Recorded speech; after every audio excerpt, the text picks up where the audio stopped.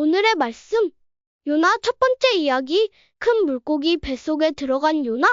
하나님께서 요나에게 말씀하셨어요. 너는 일어나 저 큰 성읍 니느웨로 가서 외쳐라. 이는 그 성읍의 죄악이 내 앞에까지 이르렀기 때문이다. 그러나 요나는 니느웨 성 사람들이 하나님의 말씀을 듣고 회개한다면 하나님께서는 그들을 용서하실 것을 알기 때문에 니느웨 성에 가서 하나님 말씀을 전하고 싶지 않았어요. 저는 니느웨 사람들이 싫어요. 이스라엘을 괴롭히는 사람들에게 하나님의 말씀을 전하고 싶지 않아요. 하나님께서 니느웨 사람들을 용서하지 않았으면 좋겠어요. 하나님께서 그들에게 벌을 내리시기를 바래요. 요나는 속으로 이렇게 생각했지요. 요나는 하나님의 명령을 따르지 않고 하나님을 피해 도망갔어요.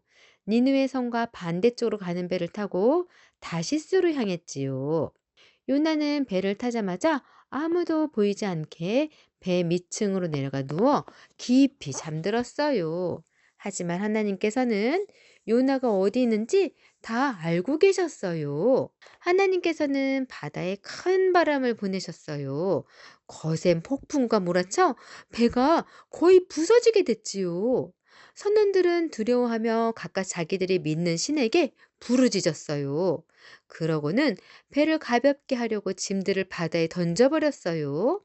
하지만 아무 소용이 없었지요. 선장이 배 밑층에서 잠자고 있는 요나에게 다가와 말했어요. 당신은 이런 상황에 어떻게 잠을 잘 수가 있어? 일어나시오. 당신도 당신의 하나님께 우리를 구해달라고 소리쳐 부르짖으시오. 혹시 하나님께서 우리를 생각해서 우리가 죽지 않게 될지도 모르잖소. 하지만 요나는 이 폭풍우가 왜 일어나는지 알았어요. 하나님을 피해 숨을 수 없다는 것도 알았지요. 이것은 모두 내가 하나님의 말씀을 거역하고 도망쳤기 때문이요. 나를 들어서 바다에 던지시오. 그러면 바다가 잠잠해질 것이오. 선원들은 요나를 바다에 던지지 않으려고 애써서 노를 저었지만 소용이 없었어요. 바다의 폭풍이 더 거세졌어요. 결국 선원들은 요나를 바다에 던졌어요. 요나가 바닷물에 풍덩 빠졌어요. 하나님께서 큰 물고기를 준비하셔서 바다에 빠진 요나를 꿀꺽 삼키게 하셨어요. 요나는 물고기 뱃속에서 3일 밤낮을 보냈지요. 물고기 속에서 요나는 하나님께 기도를 드렸지요. 내가 고난당할 때 내가 여호와를 불렀더니 주께서 나에게 대답하셨습니다. 지옥의 깊은 곳에서 내가 도움을 부르짖었더니 주께서 내 울부짖음을 들으셨습니다. 물이 내 영혼을 애워싸고 기품이 나를 삼키고 해초가 내 머리를 감쌌습니다. 그러나 내 하나님 여호와여, 주께서 내 목숨을 구덩이에서 건져 올리셨습니다.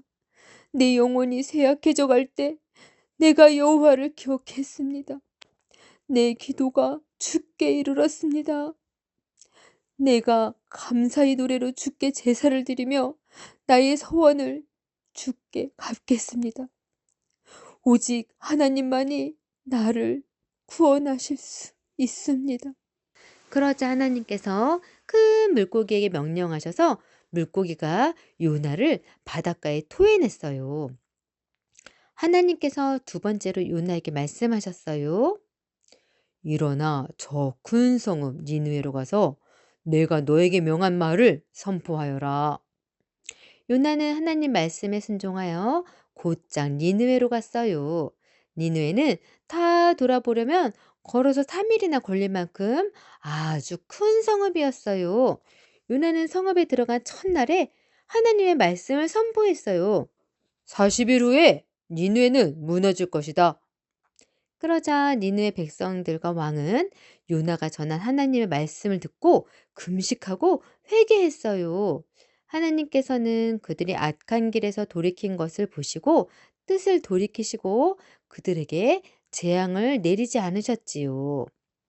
요나는 죄로 가득한 니느웨로 가서 하나님의 뜻을 알리라는 사명을 받았지만 불순종했어요.